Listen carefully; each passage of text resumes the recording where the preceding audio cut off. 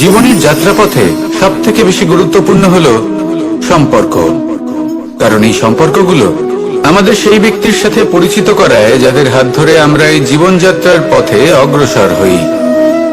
এবার এই সম্পর্কে আপনার কথাবার্তা, আপনার ব্যবহার, এটা অত্যন্ত গুরুত্বপূর্ণ। তাই প্রশ্ন হলো, যাদের সাথে আমাদের এই সম্পর্ক গড়ে উঠেছে তাদের প্রতি আমাদের আচরণ কেমন হওয়া উচিত, তাদের সাথে কেমন ভাবে কথা বলা উচিত। এর একটা বড়ই সহজ উত্তর আছে, দর্পণ। আপনি নিজেকে যেভাবে দর্পণে দেখেন সেভাবেই দর্পণের দিকে তাকান এবং কল্পনা করুন যে আপনার স্থানে সেই ব্যক্তি আছে আর সে আপনাকে দেখছে। এবার বুঝতে চেষ্টা করুন যে আপনার কেমন ব্যবহার হওয়া উচিত, তার আপনার ব্যবহার কেমন হলে ভালো লাগবে আর কেমন হলে তার অনুচিত বোধ হবে। শুধু এইভাবেই সেই ব্যক্তিকে বুঝতে চেষ্টা করুন। কখনো কোনো মানুষের ভালোবাসার প্রয়োজন হয়, কখনো পথপ্রদর্শনের প্রয়োজন হয়, কখনো তিরস্কারের প্রয়োজন হয়, কখনো কটু সত্যের প্রয়োজন হয়, বা কখনো শুধু সঙ্গর প্রয়োজন হয়। যদি দুজন ব্যক্তি এভাবেই একে অপরকে বুঝে অগ্রসর হন তাহলে এই সম্পর্ক আজীবন চলতেই থাকবে। আসুন আমার সাথে ভালোবেসে বলুন, রাধা রাধা। মানুষ সংঘর্ষ করেন জীবনের সামনে এগোনোর জন্য, সাফল্য লাভ করার জন্য, মহান কর্ম করার জন্য। কখনো সে জীবনে একা হয়ে যায়, আবার কখনো তার জীবনে অনেক সংখ্যক লোক চলে আসেন, তাদের সাথে ভিন্ন ভিন্ন ধরনের সম্পর্ক গড়ে ওঠে।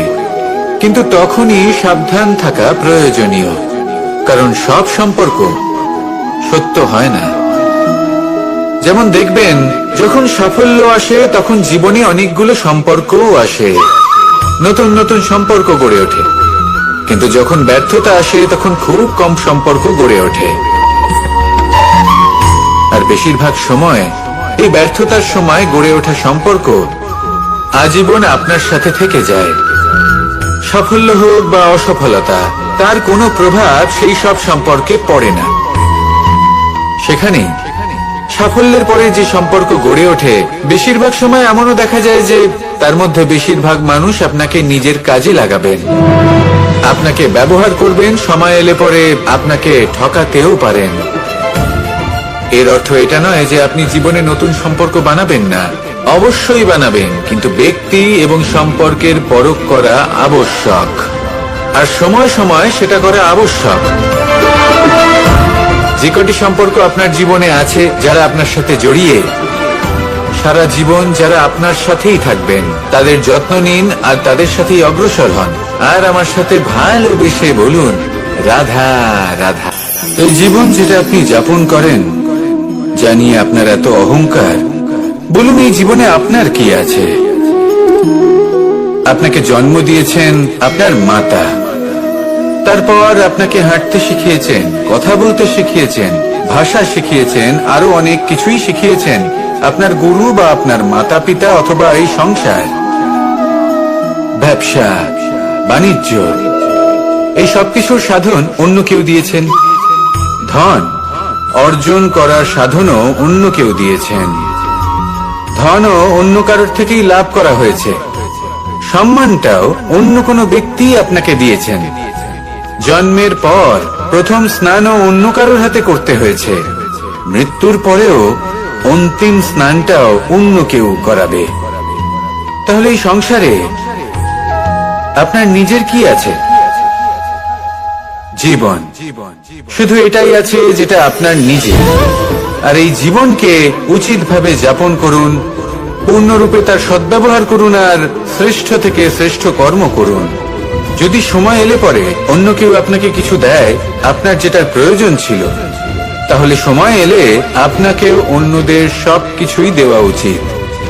এই জীবনে যা কিছুই লাভ করেছেন তা উচিতভাবে ভালোবেসে উপভোগ করতে শিখুন, সবার মধ্যে ভাগ করে দিতে শিখুন।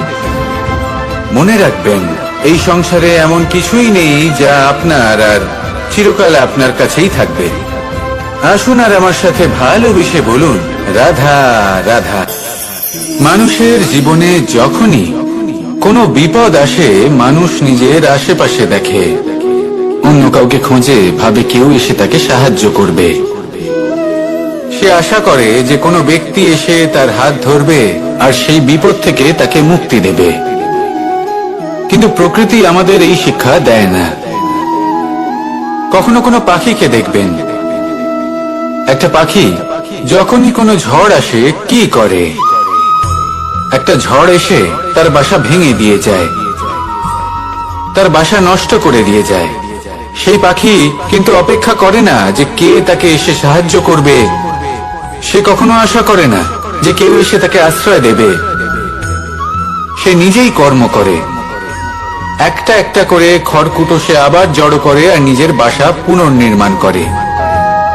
প্রকৃতি আমাদের এটাই শেখায় যে আমরা নিজেরাই প্রত্যেকটা সমস্যার সম্মুখীন হতে পারি।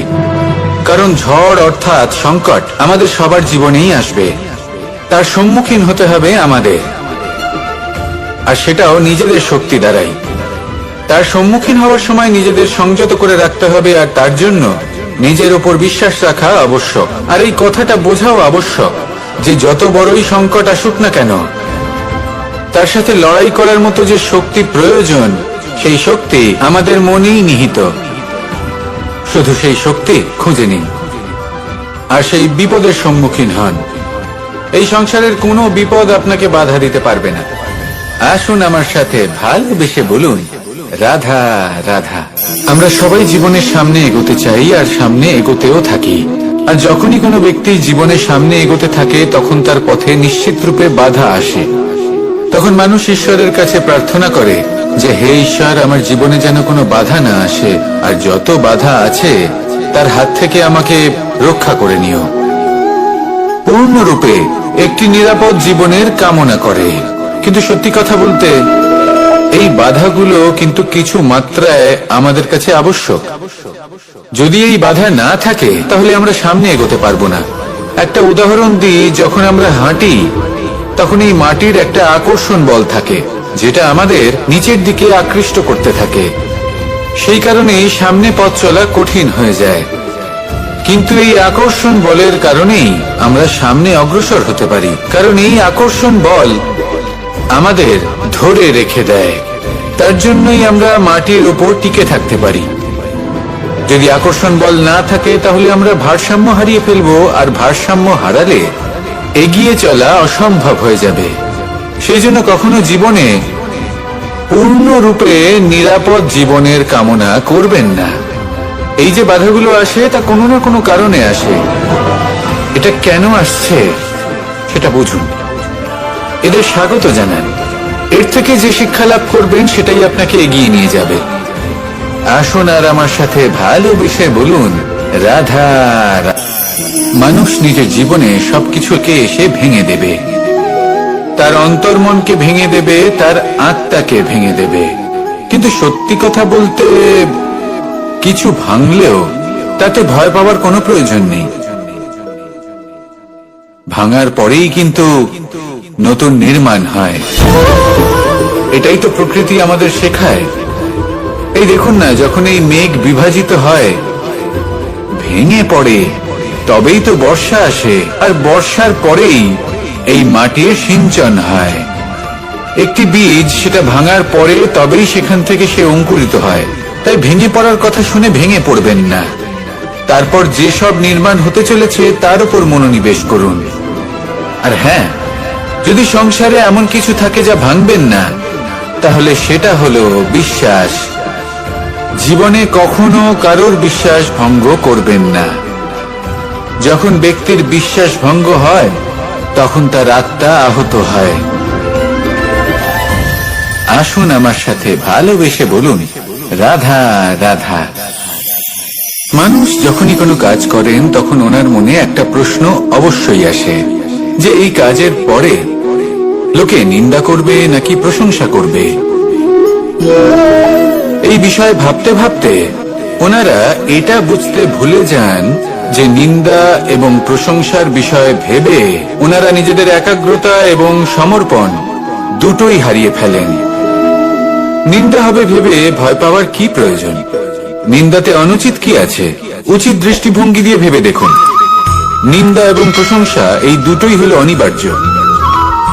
নিন্দা যখনই হয় তখন যে যাই বলুক না কেন, আপনি একটা সুযোগ লাভ করেন, একটা সুযোগ নিজের ভুল বুঝতে পারার, সেটা শুধরে নিতে পারেন, নিজের পথ বদলে নিতে পারেন আর সাফল্যের পথে অগ্রসর হতে পারেন। একটা শিক্ষা পাওয়া যায় এই নিন্দা দ্বারা। আর যখন প্রশংসা লাভ হয় তখন আমাদের মন আনন্দে ভরে ওঠে। এই দুটোই অত্যন্ত প্রয়োজনীয়। সেই জন্য নিন্দা এবং প্রশংসার এই খেলায় জীবনের অঙ্কটা বদলে ফেলবেন না, সেটা অনুচিত হবে। কারণ জীবন না শুধু নিন্দার বিষয় আর না শুধু প্রশংসার, জীবন হলো আত্মিক সুখের বিষয়। যখন আপনি কোনো শ্রেষ্ঠ কাজ করেন, আপনার মন আপনাকে বলে দেবে যে আজ আপনি কোনো শুভ কাজ করেছেন। সেটাই হলো আত্মিক সুখ, এটাই হলো জীবন। তাই নিন্দার মাধ্যমে যে দুঃখ জীবনে আসে বা ফেলে আসা অতীতের জন্য আপনার জীবনে যে দুঃখ আসে, সেগুলো ভাবা বন্ধ করে দিন আর কর্ম করুন এই বর্তমানের জন্য, আগামী ভবিষ্যতের জন্য। আসুন আমার সাথে ভালোবেসে বলুন রাধা। তাহলে মহাভারতের সেই যুদ্ধে জয়লাভ করে সমস্ত ভূমণ্ডলের স্বামী কি করে হয়ে উঠতেন? অর্থাৎ হতে পারে সিংহ বনের রাজা, কিন্তু শিকার নিজে পায়ে হেঁটে তার কাছে আসে না। সেই ভোজন লাভ করার জন্য সিংহকে কর্ম করতেই হয়। তাহলে আপনার ভাগ্যে যেটা আছে সেটা আসবে, কিন্তু কর্মের জোরে আসবে। তাই কর্ম করতে থাকুন আর আমার সাথে ভালোবেসে বলুন রাধা। আমি কোনো অনুচিত কিছু করেছি, আর এই যে ভ্রম, সেটা আস্তে আস্তে আপনার মনকে ব্যাকুল করে তুলবে। আর এই ব্যাকুল মন আস্তে আস্তে আপনার যুক্তি তর্কের ক্ষমতাকে নাশ করে দেবে। তর্ক বিতর্কের শক্তি অর্থাৎ বিবেক। আর যখন আপনি নিজের বিবেক হারাবেন, তখন এমন মনে হবে যেন আপনি নিজের জীবন নষ্ট করেছেন। এর অর্থ এটা নয় যে জীবনে কামনা করবেন না, ইচ্ছে পোষণ করবেন না। অবশ্যই ইচ্ছে পোষণ করুন আর যা কিছু লাভ করতে চান তা অর্জন করুন, কিন্তু তার প্রতি মনে লোভ জন্মাতে দেবেন না, সেটা অনুচিত ব্যাপার। একবার যদি লোভ জাগ্রত হয়, তাহলে সেটা আপনাকে আপনার পতনের দিকে নিয়ে যাবে। তাহলে লোভকে নিজের থেকে দূরে রাখুন, ক্রোধও আপনার থেকে দূরে থাকবে।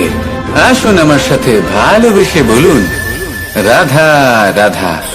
বাট এরকমটা কেন হয়, এর পেছনে কারণটা কি? কারণ হলো এটাই যে জীবনে বাঁচার যে বিধি আপনি নির্বাচন করেছেন তা কিছুটা অনুচিত। জীবনে কিভাবে বাঁচা উচিত, জীবন যাপন কিছুটা রীতি মেনে করা উচিত। অর্থাৎ সবাইকে ভালোবাসুন, কারোর সাথে ছলনা করবেন না, সম্পর্ক গড়ে তুলুন, তা পালন করুন। যদি ধন অর্জন করতে চান তাহলে নীতি মেনে করুন, ভেবেচিন্তে পরিকল্পনা করে। আবার বলবো, কারোর সাথে কোনো ছলনা নয়, কোনো অনুচিত কর্ম করবেন না ধন অর্জন করার জন্য। আর যদি ঈশ্বরকে ধন্যবাদ জানাতে চান তাহলে প্রীতি দ্বারা করুন। আর যে ব্যক্তি রীতি, নীতি আর প্রীতি এই তিনটি ভাব বুঝে উঠতে পারে এবং তা আত্মসাৎ করে নিতে পারে, তার অতীত, ভবিষ্যৎ এবং বর্তমানকাল সবকিছু সংযত হয়। আপনি কিভাবে জীবনযাপন করতে চান, কিভাবে ধন অর্জন করতে চান, ঈশ্বরকে ধন্যবাদ জানাতে চান, নির্বাচন আপনার। আসুন আমার সাথে ভালোবেসে বলুন রাধা রাধা। ভয় হলো মানুষের জীবনে এমন একটি আবেগ, যেমন মৃত্যুর পর আমরা স্বর্গ লাভ করব নাকি নরক বাস করব, সেই বিচারটা ভয় হিসেবে মানুষের মনে ঘর করতে থাকে। আর এই ভয়ের বিষয়ে মানুষ এতটাই ভাবে যে নিজের জীবনের লক্ষ্য, উদ্দেশ্য, রীতি এই সব কিছুর বিষয়ে ভুলে যায়। দেখতে গেলে মৃত্যুর পরে কি হবে সেটা আমাদের মধ্যে কেউ জানে না, সেটা তো মৃত্যুর পরেই আমরা জানতে পারবো। কিন্তু এই মৃত্যু পর্যন্ত নিজের জীবনের সারথি হলেন আপনি নিজেই, তাই না? আপনি চাইলে এই জীবনকে স্বর্গও করতে পারেন, আবার নরকেও পরিণত করতে পারেন। নির্ভর করছে আপনার কর্মের ওপর আর আপনার আপনজনের ওপর। আপনি যাদের আপন বলে মনে করেন, অনেক সময় যাদের আপনি বন্ধু বলে মনে করেন, কথায় আছে যে প্রকৃত বন্ধুর মধ্যে ঈশ্বর বসবাস করেন। এই বন্ধু আপনাকে হয় পথ থেকে সরিয়ে দেবে বা উচিত পথে নিয়ে আসবে। এরাই আপনার জীবনকে স্বর্গ করে তুলতে পারে বা আপনাকে নরক পথেও টেনে নিয়ে যেতে পারে। তাই জীবনে নিজের কর্মের বিষয়ে আর নিজের সঙ্গের বিষয়ে ভাবুন, সতর্ক হয়ে এগোন আর আমার সাথে ভালোবেসে বলুন, রাধা রাধা। আমরা সবাই প্রত্যেকদিন পরিশ্রম করি, কিন্তু আমাদের মনে কখনো না কখনো এই প্রশ্ন অবশ্যই আসে যে সবসময় জীবনে অগ্রসর হওয়ার জন্য সেই পথেই কি চলা উচিত যেটা পূর্ণরূপে সুরক্ষিত, নাকি এমন পথেও চলা উচিত যে পথে একটু সংকটও আসতে পারে।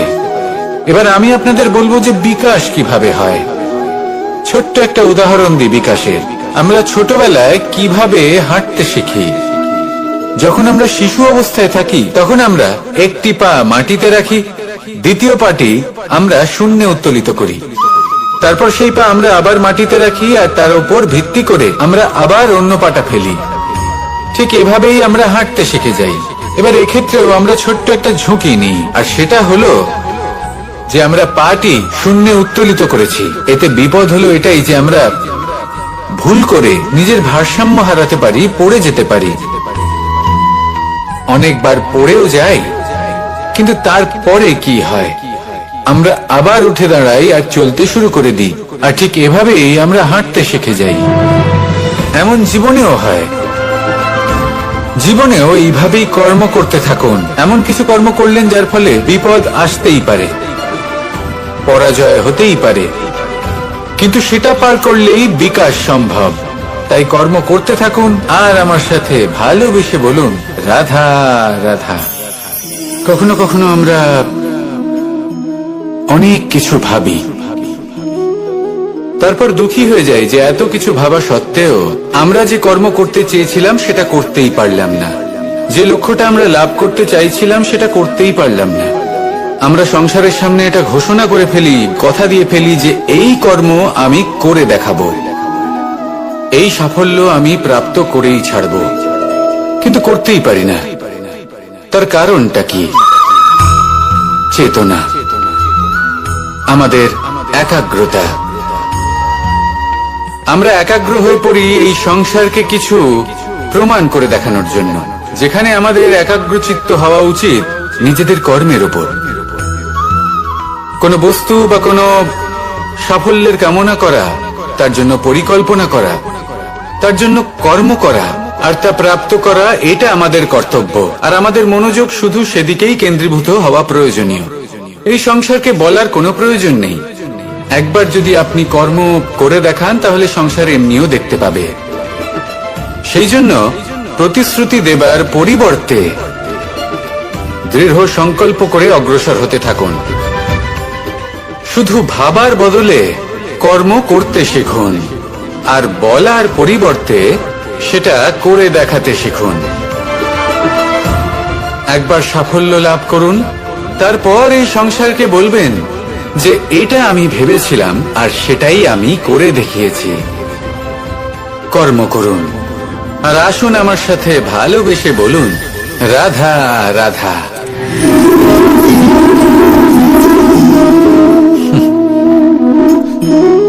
এই স্মৃতিগুলি কি অসম্ভব মূল্যবান, তাই না?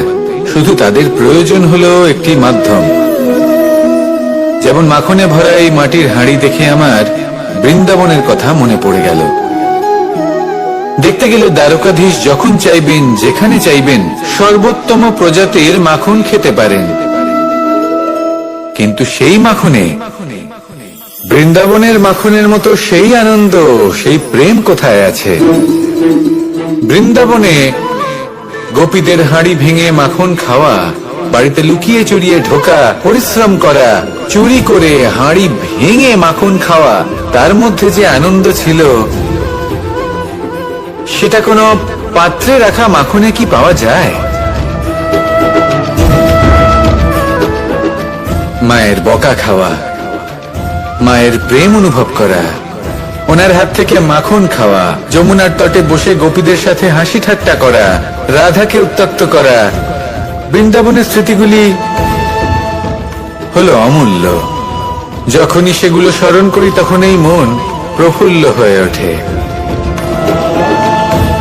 কিন্তু আপাতত আমি এই মাখনটা খেয়ে তৃপ্তি লাভ করব, আপনিও আপনার জীবনে সেই অমূল্য অদ্ভুত মুহূর্তগুলোকে স্মরণ করুন এবং আনন্দিত থাকুন। আমার সাথে ভালোবেসে বলুন, রাধা রাধা।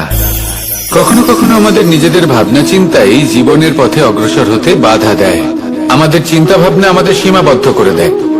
আমরা প্রত্যেকদিন পরিশ্রম করি, কিছু দেখি, কিছু লাভ করি, কোনো একটা স্থানে পৌঁছই, আর একটা সময় পরে মনে কেমন যেন একটা ভাবনা উৎপন্ন হয় যে আর কত দেখবো, এত কিছু তো দেখে নিলাম, এত কিছু তো লাভ করলাম, এত সাফল্য অর্জন করলাম, আর কত লাভ করব। আর সেখানে আমরা থেমে যাই। এটা হয় আমাদের ভাবনার সীমাবদ্ধতার জন্য। কিন্তু যদি জীবনের কথা বলি, জীবন যদি আপনাকে সেই স্থানে পৌঁছে দেয়, তাহলে তার পরবর্তী পথটাও জীবন আপনাকে নিশ্চিত রূপেই দেখাবে। প্রয়োজনটা হলো সেই পথটা দেখার এবং সেই পথে অগ্রসর হওয়ার। আর যেটা আমাদের জীবনযাত্রার সাথে হয়, সেটা জীবনের সাথে এবং আত্মার সাথেও হয়ে থাকে। আমরা জীবনে প্রগতি লাভ করি, বিকাশ লাভ করি, কিন্তু একটা সময় পরে আমরা থেমে যাই। আমাদের সেটাই করলে চলবে না। এই জীবনযাত্রা, প্রগতি, বিকাশ, এই সব কিছুর সমাপ্তি তখনই সম্ভব যখন জীবন সমাপ্ত হবে। তাই নিজেকে বাধা দেবেন না, নিজের জীবনের উদ্দেশ্যকে সীমিত করবেন না। সামনে অগ্রসর হতে থাকুন আর আমার সাথে ভালোবেসে বলুন, রাধা রাধা। আজ আপনাকে আমি একটা কাহিনী শোনাবো। রাধার সখী ললিতা একদিন প্রসাধন করছিল। ও দর্পণে নিজেকে দেখল, আর তখন ওর প্রসাধন ওর ভালো লাগলো না। ও বারংবার নিজের প্রসাধন বদলাতে থাকলো আর দর্পণের দিকে তাকালো। কখনো ফুল বদলালো, কখনো বস্ত্র বদলালো, কখনো আভূষণ বদলালো, কিন্তু কিছুতেই নিজের প্রসাধন ওর ভালো লাগলো না। ওর মনে হতে লাগলো যেন ওর রূপ ওকে ত্যাগ করেছে। ও এই কথা রাধাকে বলল। রাধা ওই দর্পণের দিকে তাকালো, একটা বস্ত্র নিল আর সেই দর্পণকে স্বচ্ছ করে তুলল। তারপর ললিতা ওই দর্পণের দিকে তাকালো আর ও নিজের উদ্ভাসিত রূপ দেখতে পেল, নিজের সৌন্দর্য দেখতে পেল। তাৎপর্য মালিন্য দর্পণে ছিল, তার রূপে নয়। ঠিক সেইভাবেই এই দর্পণের মতোই হলো আমাদের মন। যদি এতে মালিন্য থাকে, তাহলে এই সংসারের সবকিছুই মলিন বলে মনে হবে।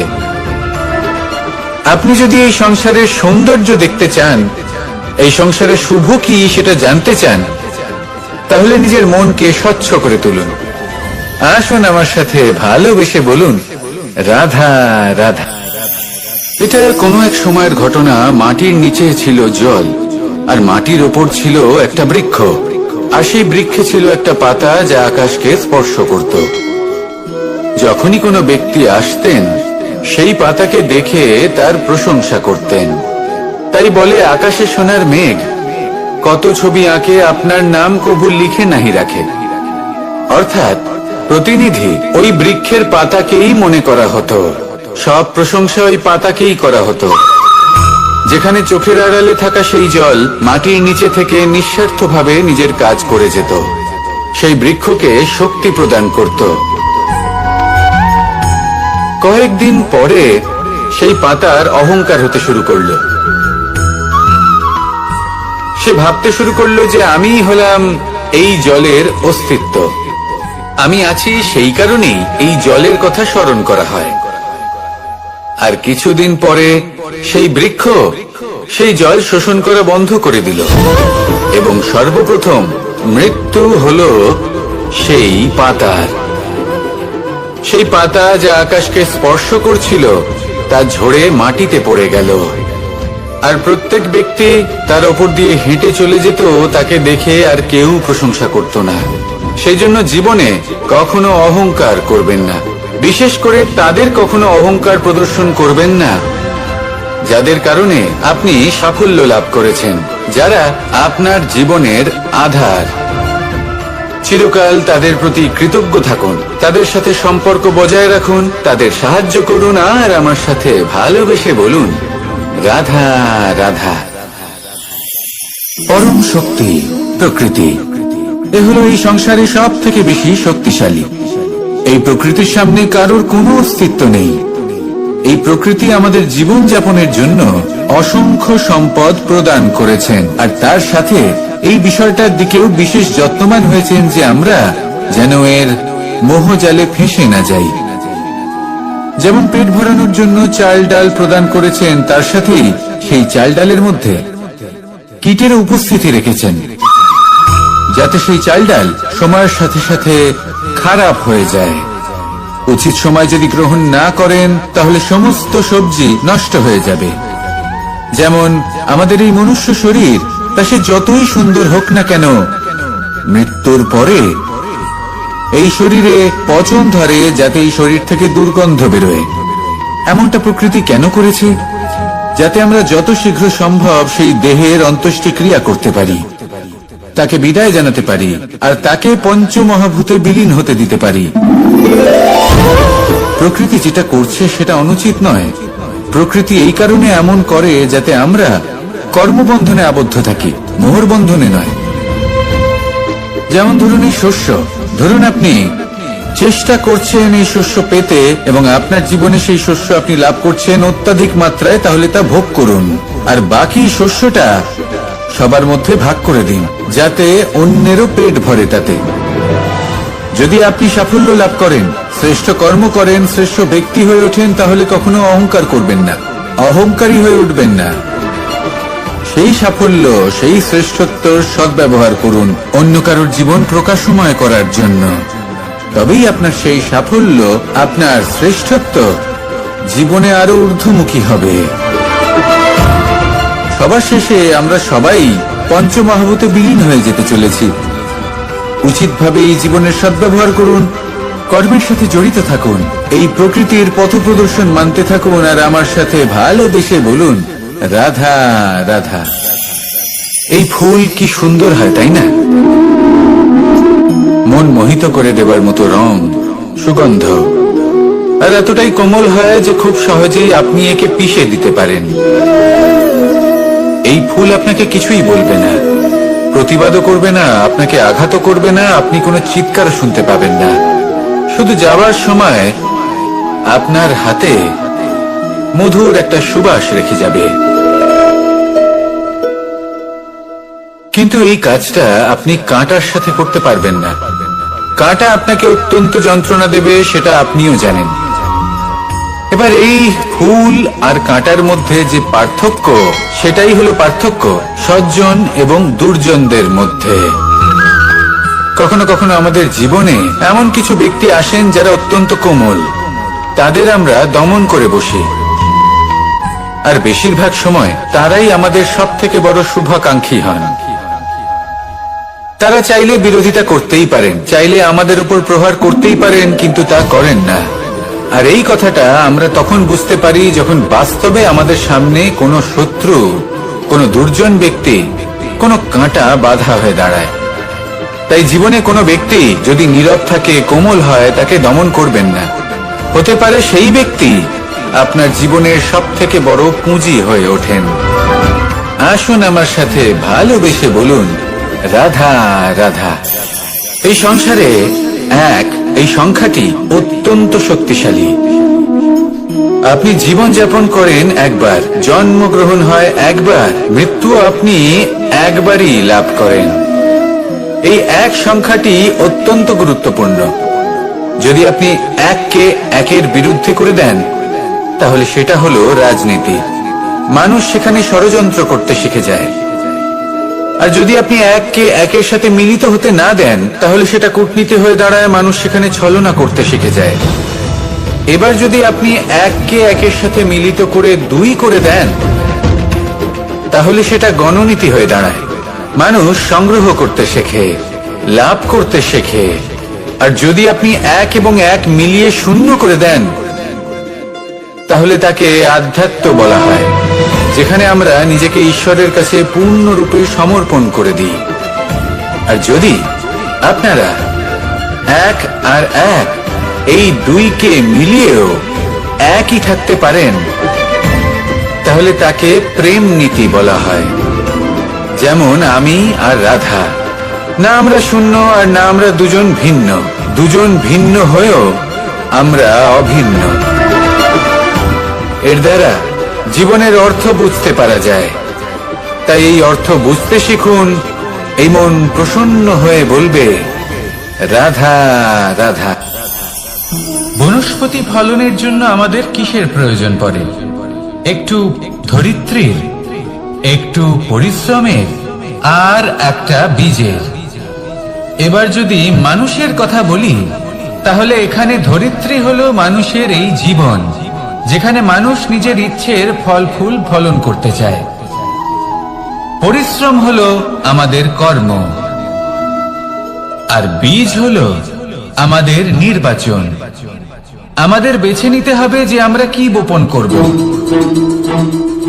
আম নাকি ফণি মনসা। এর মধ্যে আমরা কি পেতে চাই? রসালো ফলের ফলন চাই নাকি কাঁটার ফলন চাই, তা আমাদের উপর নির্ভরশীল।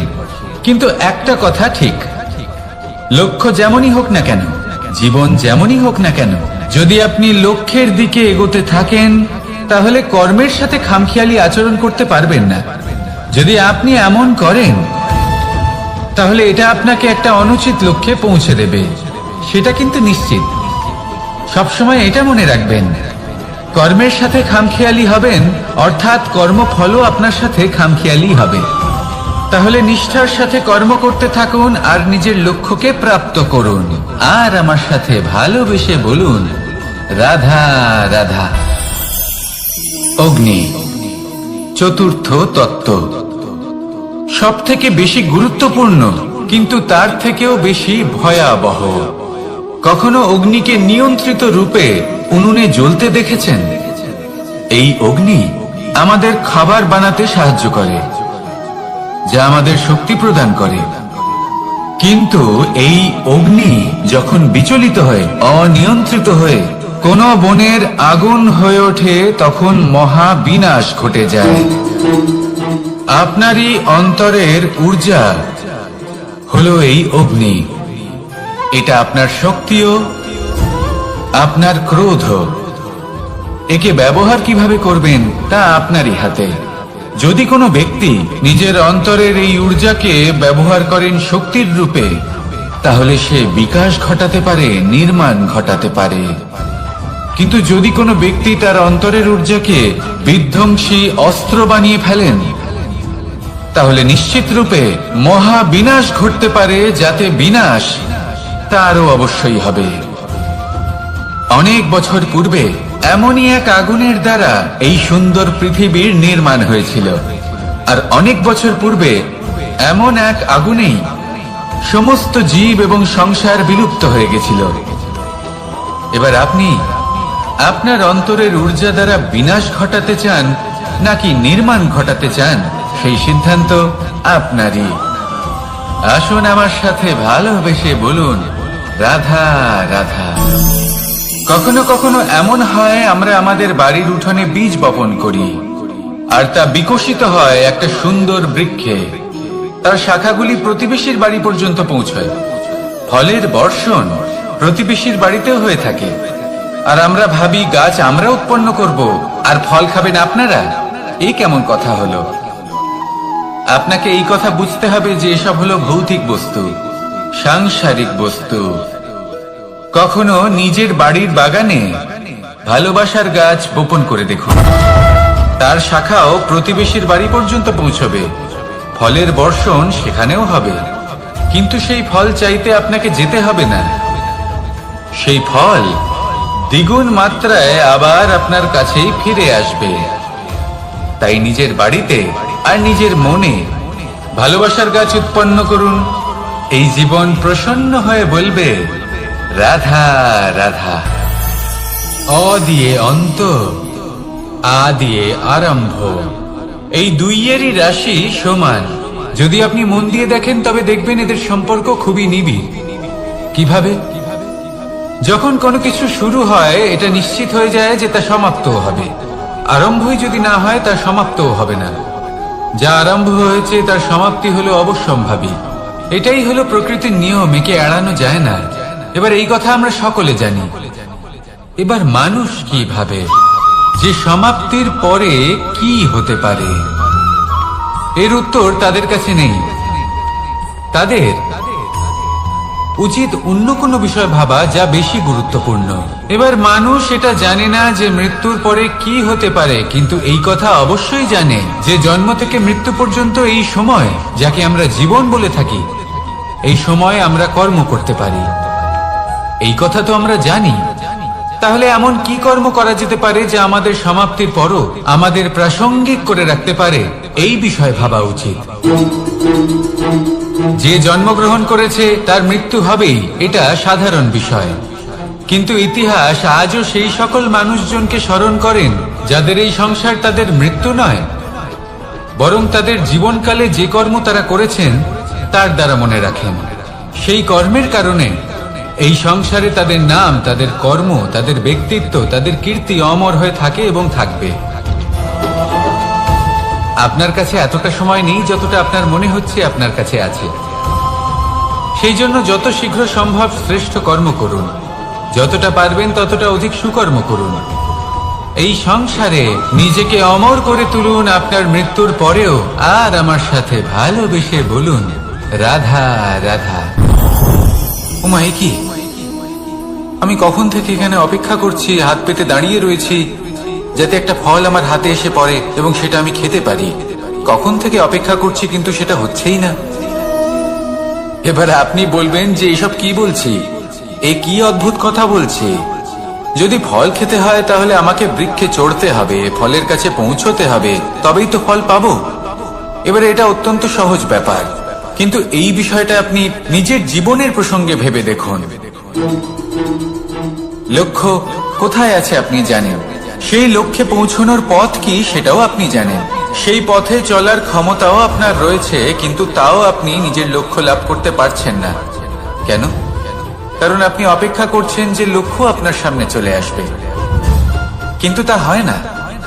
লক্ষ্য সে যাই হোক না কেন, ধন হোক, প্রেম হোক, কোনো সম্মান হোক বা মোক্ষ হোক, যদি আপনি তার দিকে অগ্রসর না হন তাহলে ফল প্রাপ্তি অসম্ভব ব্যাপার, তা কোনোদিনই হবে না। সেই জন্য আপনার চোখের সামনে আপনি যদি নিজের লক্ষ্যকে দেখতে পান তাহলে উঠুন এবং সেই দিকে অগ্রসর হতে শুরু করুন। নিজের অন্তরের সকল অশুভ গুণ দূর করুন, অলসতা ত্যাগ করুন, অজ্ঞানতা ত্যাগ করে দিন এবং চলতে থাকুন। অবশ্যই মনোবাঞ্ছিত ফল লাভ করতে পারবেন। মনে রাখবেন, চলতে থাকলে তবেই লক্ষ্য প্রাপ্তি হবে। অপেক্ষার দ্বারা শুধুমাত্র মৃত্যু লাভ হবে। আসুন আমার সাথে ভালোবেসে বলুন, রাধা রাধা। পাখি কখন জন্ম নেয়, কখন উড়তে শেখে, কখন বাসা বানাতে শেখে, কখন নিজের মৃত্যু লাভ করে, এসব আমাদের মধ্যে কেউ জানি না। কিন্তু পাখি একটা কথা খুব ভালো করে জানে, যে এই সংসারে ও যা কিছুই করুক না কেন, এই সংসারে ওকে নিয়ে কিচ্ছু যায় আসে না। এবার আমরা কি করি? কোনো কাজ করার আগে আমরা এটা ভাবি যে এই সংসার যদি আমাকে দেখে ফেলে তাহলে কে জানে এই সংসার কি ভাববে, আমার প্রতিচ্ছবি কেমন তৈরি হবে কে জানে, কে জানে কি হবে আদি ইত্যাদি। এই সব ভাবনায় আমরা মগ্ন হয়ে যাই। কিছুটা এমন ভাবে মগ্ন হই যে বর্তমানের কর্মের এই জীবনের যাত্রাপথে সেই সময়ের আনন্দ উপভোগ করতে ভুলে যাই। এবার দেখুন একটা পাখি কি করে, ওর কর্ম হলো গান গেয়ে চলা। ওই পাখি গেয়ে চলে, কেউ ওর গান শুনুক বা না শুনুক, কেউ আদৌ শুনছে কিনা সেই বিষয়টা নিয়ে সেই পাখির কিছুই যায় আসে না। সেই পাখি নিজের কর্ম করতে থাকে। হয়তো সেই জন্যই আপনি কখনো কোনো পাখিকে কাঁদতে দেখবেন না। এরকমই আপনাকে নিজেকে গড়ে তুলতে হবে। প্রথমে নিজেকে জিজ্ঞেস করুন, এই যে কর্ম আমি করতে চলেছি সেটা কি উচিত? যদি আপনার মনে হয় সেটা উচিত তাহলে সেটা প্রমাণ করুন। এটা ভাববেন না যে এই সংসার কি ভাববে। আসুন আর আমার সাথে ভালোবেসে বলুন, রাধা। বনের মধ্যে যদি আপনি কোনো বিষাক্ত সাপ দেখেন তাহলে কি করবেন? আপনি তখনই তার থেকে দূরে পালাতে চেষ্টা করবেন। আর এটা কেন করবেন? নিজের রক্ষার্থে। এই কথা আমি নয় মেনে নিলাম, কিন্তু নিজের জীবনে এটা করেন না কেন? আপনি যেখানেই যান, যে স্থানেই যান না কেন, প্রত্যেক সময়ে প্রত্যেক মুহূর্তে এমন বিষাক্ত সাপ আপনি অবশ্যই খুঁজে পাবেন। আর সেই সাপ নয় যাদের আপনি বনে খুঁজে পাবেন, এরা হলো সেই সাপ যা আপনাকে পাপ করতে বাধ্য করবে। আপনার অন্তরের বাসনা, ক্রোধ, অহংকার, লোভ, ঈর্ষা এদের বৃদ্ধি ঘটাবে। দেখুন, বনের এই সাপ আপনাকে একবার ছেড়ে দিতেও পারে, ছোবল নাও মারতে পারে, কিন্তু এই যে পাপরূপী সাপ আছে তা অবশ্যই ছোবল মারবে। কর্ম যদি করেন তাহলে অবশ্যই ফল পাবেন। সেই জন্য যখনই কোথাও যাবেন, যদি এমন কাউকে দেখেন, যদি এমন কিছু দেখেন যে আপনাকে পাপ করতে বাধ্য করছে, তাহলে সেই মুহূর্তে সেখান থেকে পালিয়ে যান। যেমন বনের সাপ দেখে আপনি পালাতে থাকেন। সৎকর্মের রক্ষা অত্যন্ত আবশ্যক। আসুন আর আমার সাথে ভালোবেসে বলুন, রাধা রাধা। যদি কোনো সিংহ বানরের মতো গাছে চড়তে চেষ্টা করে তাহলে কি হবে? একটা মাছ যদি মাটিতে হাঁটতে চেষ্টা করে তাহলে কি হবে? তারা বিফলই হবে। কিন্তু এরকম কেন হয়? তার কারণ হলো প্রকৃতির রচনা কিছুটা এরকম। এখানে প্রত্যেকটি ব্যক্তিকে, প্রত্যেকটি প্রাণীকে আলাদা আলাদা গুণের অধিকারী করা হয়েছে এবং সকলকে একটা সীমাও প্রদান করা হয়েছে। এবার এই যে বৃক্ষ, পশু, পাখি, এদের মধ্যে সেই ক্ষমতাই নেই যে এরা নিজেদের যাচাই করতে পারবে, নিজেদের সীমাগুলো বুঝতে পারবে, নিজেদের সদ্গুণগুলো চিনতে পারবে। এরা সেটা করতে পারবে না। কিন্তু মানুষ তো আলাদা। মানুষের কাছে সেই বিশেষ শক্তি আছে যে তারা পূর্ণরূপে নিজেদের যাচাই করতে পারবে, নিজেকে পূর্ণরূপে বুঝতে পারবে, নিজের দোষ, নিজের অপগুণ, নিজের সদ্গুণ, নিজেদের সীমাগুলো তারা বুঝতে পারবে। আর এটা অত্যন্ত গুরুত্বপূর্ণ। কথায় আছে যে যদি সাফল্য লাভ করতে হয় তাহলে নিজেকে যাচাই করে নিতে হবে। তাই নিজেকে যাচাই করুন, নিজের সাথে পরিচিত হয়ে যান এবং জীবনে কর্ম করতে থাকুন। সাফল্যের শিখরে অবশ্যই পৌঁছে যাবেন। আর ওখানে যদি যান তাহলে এই মন প্রসন্ন হয়ে অবশ্যই বলবে, রাধা রাধা। অন্ধকারাচ্ছন্ন রাত্রি যদি এসে থাকে তাহলে আলোকিত প্রকাশ নিয়ে সূর্যও অবশ্যই আসে। রোগ যদি এসে থাকে তাহলে তার ওষুধও অবশ্যই আসে। সমস্যা যদি আসে তাহলে সেই সমস্যার সমাধানও নিজে থেকেই আমাদের কাছে চলেই আসে। এই সংসার, এই জীবনের শুধুমাত্র একটাই নিয়ম আছে, আর তা হলো এটাই, এই সংসার হলো একটা চক্রের মতো। এতে শাশ্বত বলে কিছু নেই, নিত্য বলে কিছু নেই। আর যা কিছুই রয়েছে সব বদলাতে চলেছে। যদি আপনার জীবনে দুঃখ থাকে, সমস্যা থাকে, যদি আপনি বিপদ দ্বারা আচ্ছন্ন, তাহলে মনে রাখবেন সবকিছু বদলে যেতে চলেছে। দুঃখের সময় কাঁদবেন না, মনকে আরো দুঃখী করে তুলবেন না, কারণ এখানে যা কিছুই এসেছে তা যাওয়ার জন্যই এসেছে। তাহলে এত চিন্তা কিসের? আনন্দ সহকারে জীবন যাপন করুন আর আমার সাথে ভালোবেসে বলুন, রাধা রাধা। রাত্রিবেলায় যখন আলোকিত জোনাকিদের দেখেন তখন মন প্রসন্ন হয়ে ওঠে। এদের দেখতে খুবই সুন্দর লাগে। আর এমন ঠিক কেন হয়? প্রথম হলো এটাই যে রাতের বেলায় চতুর্দিক অন্ধকারাচ্ছন্ন থাকে। এমত অবস্থায় যদি আমরা কোথাও একটু প্রকাশ দেখি তাহলে সেটাই আশার কিরণের ন্যায় মনে হয়। সেই প্রকাশই আমাদের মন প্রসন্ন করে তোলে। আর সেই জন্য যে সকল মানুষ রাতের বেলায় কোনো জোনাকি দেখতে পান তারা প্রসন্ন হয়ে যান। এবার কখনো কখনো জীবনে আমাদের মনে হয় যে চতুর্দিকে শুধুমাত্র অন্ধকারই হয়ে আছে। প্রত্যেকেরই তা কখনো মনে হয়। আর তখনই আমাদের নিরাশ হলে চলবে না, আমাদের দুঃখী হলে চলবে না। সেই সময় আমাদের খুঁজতে হবে নিজেদের আশেপাশে, চতুর্দিকে, আর কোথাও না কোথাও আমরা প্রকাশ অবশ্যই দেখতে পাবো। আশার একটা কিরণ অবশ্যই দেখতে পাবো। কেউ এমন একটা কর্ম করেন যেটা দেখে আমরা প্রেরিত হয়ে যাই।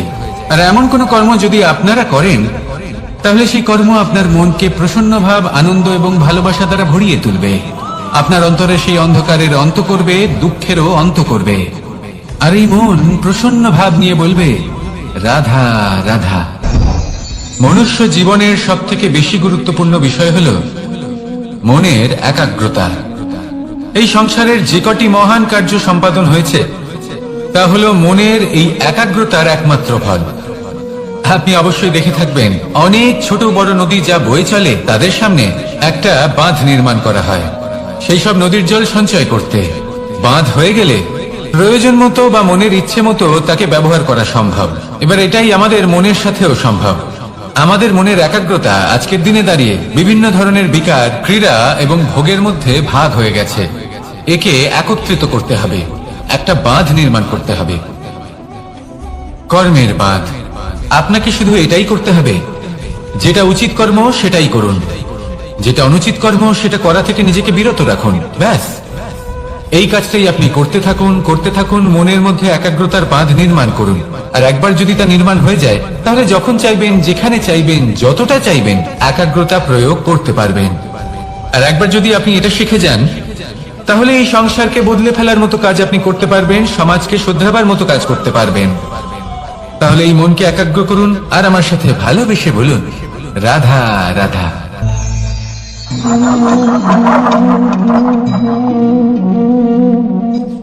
কোন ব্যক্তিকে নিশ্চয়ই দেখেছেন যিনি নিজে কাঠ কাটার এই কাজে নিপুণ এবং অভিজ্ঞ। এবার আপনারা দেখবেন যে তার মনোযোগ সমস্ত কাঠের ওপর থাকে না, তার মনোযোগ থাকে শুধুমাত্র একটা কাঠের ছোট্ট একটি অংশের উপর, যেখান থেকে তার টুকরো করা হচ্ছে। কিন্তু সেটা উনি কেন করেন? যদি এটা উনি না করেন, তাহলে সেই কাঠ সঠিক পদ্ধতি এবং তাড়াতাড়ি কাটা যাবে না। জীবনেও তাই হয়ে থাকে। আপনি হয়তো কোনো লক্ষ্য স্থির করেছেন বা পথ নির্বাচন করেছেন বা কাজ স্থির করেছেন, যেটা আপনি করেই ছাড়বেন। তাহলে নিজের সম্পূর্ণ মনোযোগ শুধুমাত্র তার উপর কেন্দ্রীভূত করুন। যদি আপনার মন এদিক ওদিক তাকাতে থাকে, অস্থির হয়ে পড়ে, বিচলিত হয়ে পড়ে, যদি তা হয়ে থাকে, তাহলে আপনি অবশ্যই অসফল হবেন। তাই কর্মঠ থাকুন, নিরন্তর কর্ম করতে থাকুন এবং পূর্ণ মনোযোগ দিয়ে নিজের কাজ করুন। নিজের পথে অগ্রসর হন বা নিজের লক্ষ্য প্রাপ্ত করতে চেষ্টা করুন। তারপর দেখুন কি হয়, কিভাবে উচিত পথে এবং তীব্র গতিতে আপনার লক্ষ্য আপনার কাছেই পৌঁছে যায়। আর আপনার এই মন প্রসন্ন হয়ে বলে, রাধা রাধা। কখনো কোনো নদীকে দেখেছেন?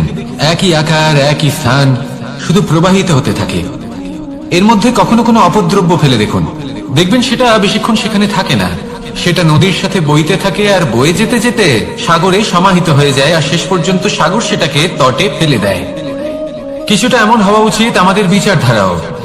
এক স্থানে তা স্থগিত হওয়া উচিত নয়, এটা সবসময় প্রবাহমান হওয়া উচিত। তবেই আমাদের চেতনা, আমাদের মূল্যবোধ এবং আমাদের স্মৃতি, এই তিনটি শ্রেষ্ঠ থাকবে। আর এটাই হলো পুকুর এবং নদীর মধ্যে পার্থক্য। নদীতে জল সবসময় বয়ে চলে, সেই জন্য পবিত্র থাকে, শুদ্ধ থাকে এবং পরিষ্কার থাকে। আর সেখানে এই পুকুরের তলদেশে সব জমা হতে থাকে, আর সেই জন্য তা অপবিত্র হয়ে যায়। তাই সবসময় এই বিচারধারা প্রবাহমান রাখুন। যদি মনে কোনো ভাবনা চলে আসে, সেখানেই থেকে যায় এবং বিদ্যে থাকে, তাহলে তা বের করে দিন, তাকেও বয়ে যেতে দিন, এবং তার যা উত্তর হবে তা সময়ের সাথে আপনার সামনেই চলে আসবে। শুধুই নদীর মতো প্রবাহমান হন আর আমার সাথে ভালোবেসে বলুন, রাধা রাধা। এই সংসারে সাফল্য লাভ করার জন্য জ্ঞানের প্রয়োজন হয়, পরিশ্রমের প্রয়োজন হয়, দৃঢ় নিষ্ঠার প্রয়োজন হয়, নিরন্তর চেষ্টা করা প্রয়োজনীয়। কিন্তু আরো কিছু আছে যা অত্যন্ত প্রয়োজনীয় এবং গুরুত্বপূর্ণ। তা হলো ভালো বন্ধু। তাদের থাকা অত্যন্ত প্রয়োজনীয়। যদি ভালো বন্ধু থাকে, তাহলে সময় এলে তারা ঢাল হয়ে আপনাকে সুরক্ষা করবেন। সময় এলে অস্ত্রের মতো শত্রুকে সংহারও করবেন। যদি তিনি জ্ঞানী হন, তাদের মধ্যে সদ্গুণ থাকে, তাহলে এই সব গুণ আপনার মধ্যেও প্রবেশ করবে। তাহলে সাফল্যের জন্য ভালো বন্ধু পাওয়া অত্যন্ত প্রয়োজনীয়। কিন্তু শুধু বন্ধু কেন, ভালো শত্রুও থাকা প্রয়োজনীয়। এবার আপনি ভাববেন, আমি কি বললাম? যদি আপনার জীবনেও ভালো অর্থাৎ শক্তিশালী শত্রু থাকে, তাহলে আপনিও শক্তিশালী হতে থাকবেন। এই শত্রু আপনাকে প্রেরিত করবে আরো বেশি শক্তিশালী হয়ে ওঠার। কখনো কোনো হরিণকে দেখুন, তীব্র গতিতে দৌড়তে থাকে। কেন তীব্র গতিতে দৌড়ে? এই কারণে নয় যে কোথাও তার জন্য মধুর ঘাস অপেক্ষা করে রয়েছে, না। সে এই কারণে তীব্র গতিতে দৌড়য় কারণ সেটা না করলে তার পেছনে একটি সিংহ আছে যে ওকে নিজের ভোজন করে ফেলবে। তাই জীবনে বিপদ, সংকট, এই সবকিছুও হলো অত্যন্ত গুরুত্বপূর্ণ। তার সম্মুখীন হতে শিখুন আর আমার সাথে ভালোবেসে বলুন, রাধা রাধা। আমরা সবাই ফল খাই, কিন্তু আমাদের সেই ফলই প্রিয় হয় যে পরিপক্ক হয়ে ওঠে, যেটা নম্র হয়, আর যে ফল অনেক বেশি মিষ্টি আর সুস্বাদু হয়ে থাকে, যাদের রঙে বাহার দেখা যায়। সেইভাবে জীবনে আমরা নানান মানুষের সাথে পরিচিত হই, কিন্তু সেই মানুষই আমাদের মন ছুঁয়ে যায় যারা বিনম্র স্বভাবের, যাদের বাণী খুব মধুর, যাদের অন্তরে আত্মবিশ্বাসের একটা তেজ, একটা রং দেখা যায়। এবার এমন ব্যক্তি আমরা কি করে হব?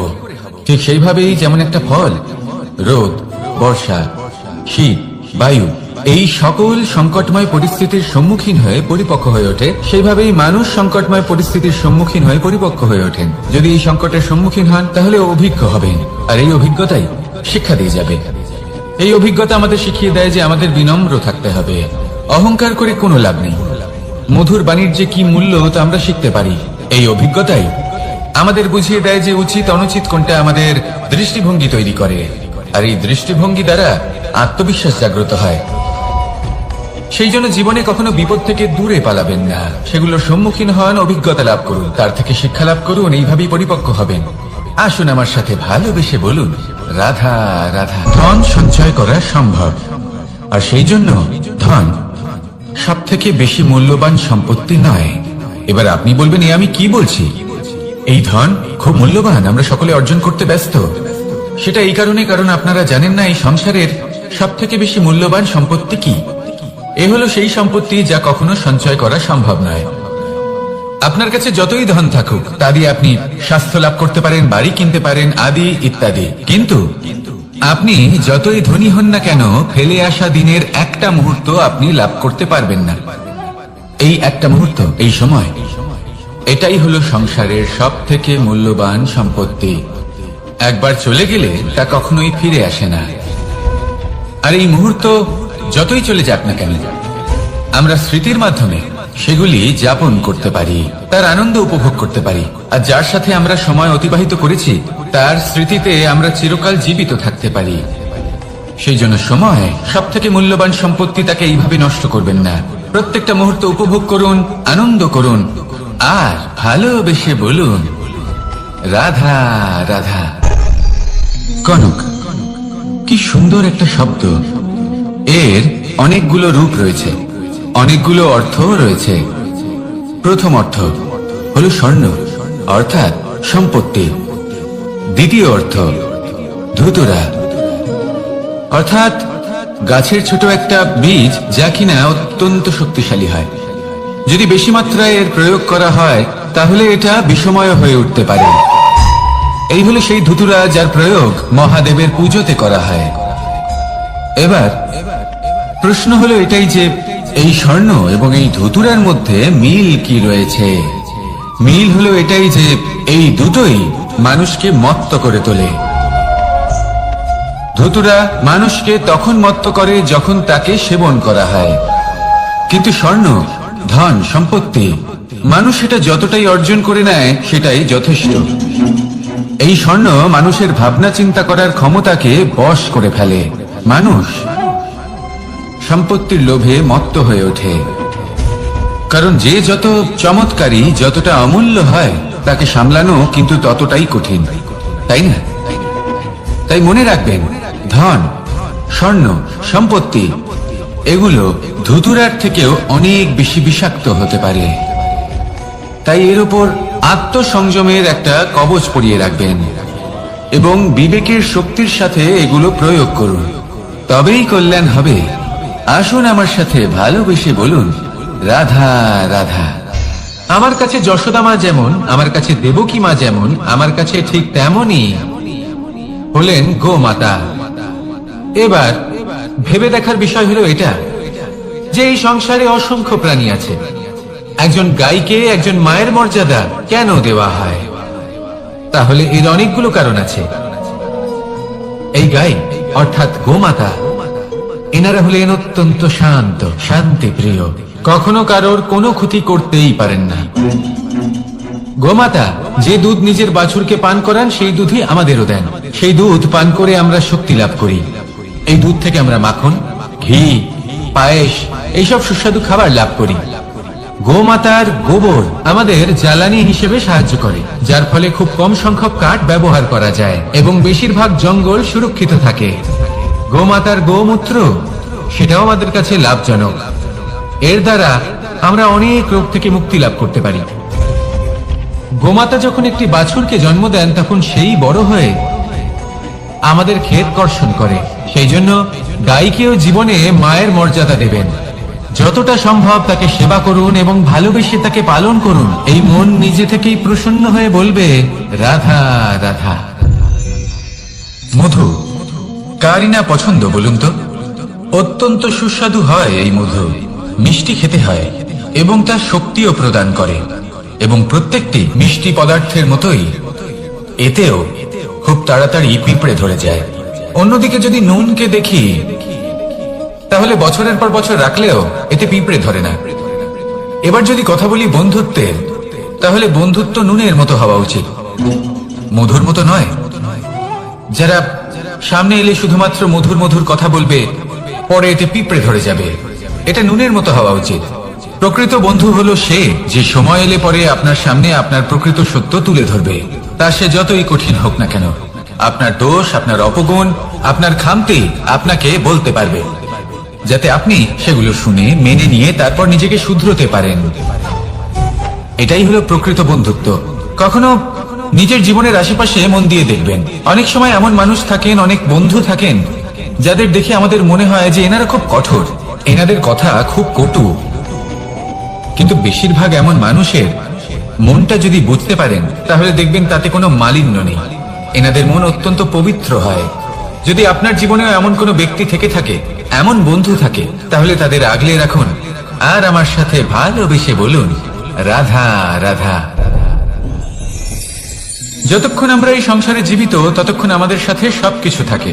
আমাদের ধন, সুখ স্বাচ্ছন্দ্য, আমাদের মিত্রগণ, আমাদের পরিবার, এই সমাজ, এই সবকিছু আমাদের সাথে থাকে।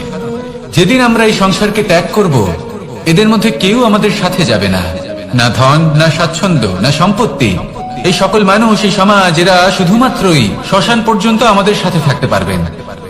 তারপরে যদি আমাদের সাথে কিছু যেতে পারে, তাহলে তা শুধুই আমাদের ধর্ম। আর এই সংসারে আমরা নিজেদের যে সুনাম রেখে যাই, সেটা সম্ভব শুধুমাত্র কর্মের দ্বারা। সেই জন্য সংসারে যতদিন পর্যন্ত জীবিত আছেন, যদি কিছু অর্জন করতে চান, তাহলে ধর্ম অর্জন করুন, ধর্মের বিষয়ে স্পষ্টতা অর্জন করুন এবং কর্ম অর্জন করুন। এটাই হবে আপনার অতীত এবং এটাই হবে আপনার ভবিষ্যৎ, এবং এটাই সকলকে প্রেরণা প্রদান করবে। আসুন আমার সাথে ভালোবেসে বলুন, রাধা রাধা। এই পরিবার হলো আমাদের জীবনের একটা অমূল্য সম্পদ, অমূল্য এক আশ্রয়, যা এই সংসারে হয়তো কোথাও আপনি পাবেন না। তাই একে আগলে রাখুন। পরিবার সেই গাছ। আসুন আমার সাথে ভালোবেসে বলুন, আর সেই গাছ। আসুন আমার সাথে ভালোবেসে বলুন, রাধা রাধা। অনেক সময় আমরা জীবনে অনেক মানুষকে এমন বলতে শুনে থাকি যে আমি অসফল হয়েছি কারণ আমার সময় ভালো যাচ্ছিল না। আমি এই জিনিসটা লাভ করতে চাইছিলাম কিন্তু করতে পারলাম না কারণ আমার সময়টা ভালো যাচ্ছিল না। আমি আমার জীবনে ওই মহান কাজটা করতে চাইছিলাম কিন্তু করতে পারলাম না। কেন? কারণ আমার সময়টা ভালো যাচ্ছিল না। কিন্তু যে মুহূর্তে ভালো সময় আমার জীবনে আসবে, আমি সব কিছু প্রাপ্ত করব। এমন প্রায় প্রত্যেকেই বলেন। আসুন একটা কথা বোঝা যাক।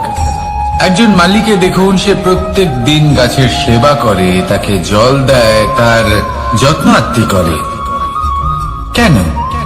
প্রত্যেক দিন সেই গাছ ফল দেয় না। সঠিক সময় এলে তবেই সেই গাছ ফল দেয়, কিন্তু প্রত্যেক দিন মালি তার সেবা করে, তাকে যত্ন করে। শুধুমাত্র তখন করে না যখন সেই গাছ ফল দিতে সক্ষম। আর যদি মালি গাছের যত্ন প্রতিদিন না করে, তাহলে হয়তো সেই গাছ ফল দিতেই পারবে না। এটাই হলো আমাদের জন্য একটা শিক্ষা।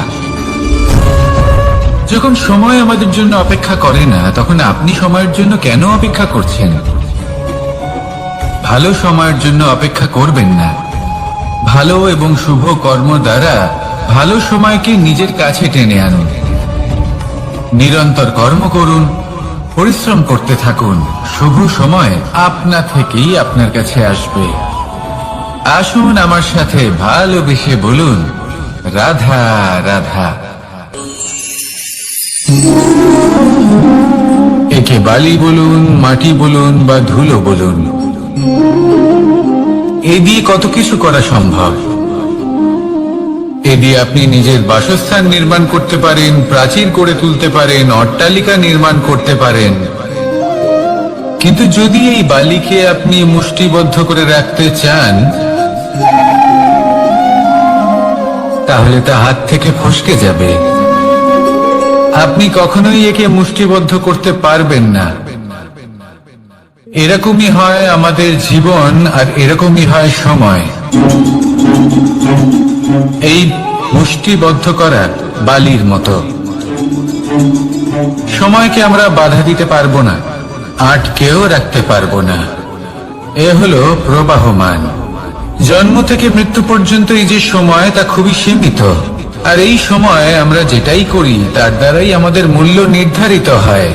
আর এই সংসার থেকে চলে যাওয়ার পরেও এই সংসার এই সব কর্মের জন্যই আমাদের মনে রাখে।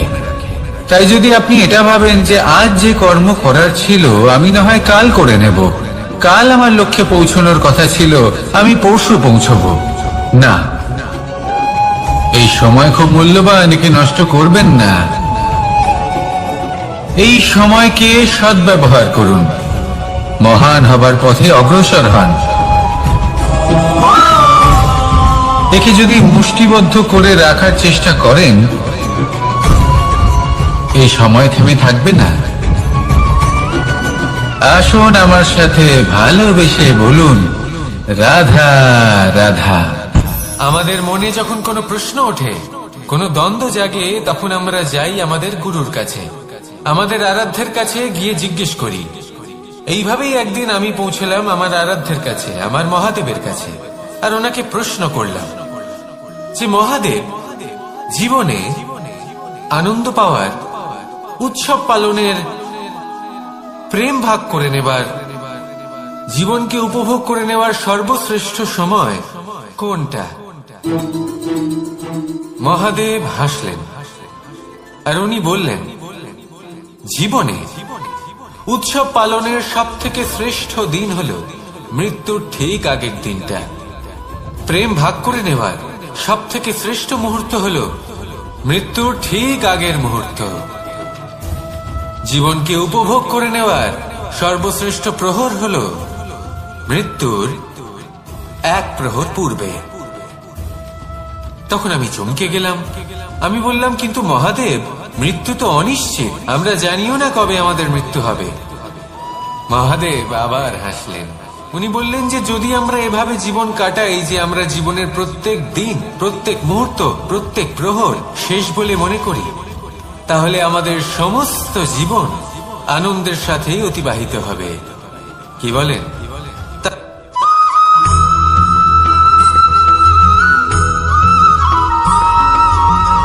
এই সংসারে কোনো বস্তু হোক বা ব্যক্তি হোক, তার একার গুরুত্ব কিন্তু খুব বেশি নয়। একটা উদাহরণ হিসেবে বৃষ্টির ফোঁটাকে ভেবে দেখুন। যদি একটি বৃষ্টির ফোঁটা হয় তাহলে তার খুব বেশি গুরুত্ব থাকে না, কিন্তু যখন সহস্র বৃষ্টির ফোঁটা মেঘের মধ্যে দিয়ে ঝরে পড়ে, তখন সেটা বর্ষার রূপ ধারণ করে। সেই বর্ষা যা এই প্রকৃতিকে শান্ত করে। সেইভাবেই পাথরের ছোট টুকরো, তার খুব বেশি গুরুত্ব থাকে না, কিন্তু যখন অসংখ্য পাথরের টুকরো একত্রিত হয় তখন তা পর্বতের আকার ধারণ করে। সেইভাবেই কিছু মানুষ যখন একত্রিত হন তখন তৈরি হয় পরিবার, কিছু পরিবার যখন একত্রিত হয় তখন তৈরি হয় সমাজ, যখন অনেক সংখ্যক সমাজ একত্রিত হয় তখন তৈরি হয় রাজ্য। এবার এই রাজ্যের সব থেকে গুরুত্বপূর্ণ ব্যক্তি হতে পারেন রাজা, কিন্তু তাও সেই রাজা একা কিছু করতে পারেন না। যুদ্ধ লড়ার সময় তারও নিজের সৈন্যদলকে প্রয়োজন পড়ে। কিন্তু এই সংসারে এমন একজন ব্যক্তি আছেন যিনি একাই সব কাজ করতে থাকেন, এবং সেই ব্যক্তি হলেন মা। আমাদের জীবনে একজন পিতার ভূমিকা কিন্তু নিঃসন্দেহে অমূল্য, কিন্তু আমাদের সকলের জীবনে যে ভূমিকা একজন মায়ের তা অন্য কারোর থাকে না। একজন মা একাই সন্তানকে বড় করতে পারেন, সংস্কারী করে তুলতে পারেন, তার জন্য পরিশ্রম করেন। আর এত কিছু কাজ করার পরেও তার কাজের জন্য তিনি প্রশংসা অবশ্য পান না। উল্টে যদি সেই সন্তান অনুচিত পথে চালিত হয়, অনুচিত কর্ম করে, তখন সেই মাকেই অপবাদের পাত্র হয়ে উঠতে হয়। আমাদের জীবনে মায়ের যোগদান কতটা সেটা বুঝুন। আপনাকে বড় করে তোলার জন্য উনি কতটা পরিশ্রম করেছেন সেটা বুঝুন। আজ থেকে, এখন থেকে, এই মুহূর্ত থেকে মাকে সম্মান করতে শিখুন। যখন সময় পাবেন, যখন সুযোগ হবে, তখন তার প্রশংসা করুন। ওনারও ভালো লাগবে।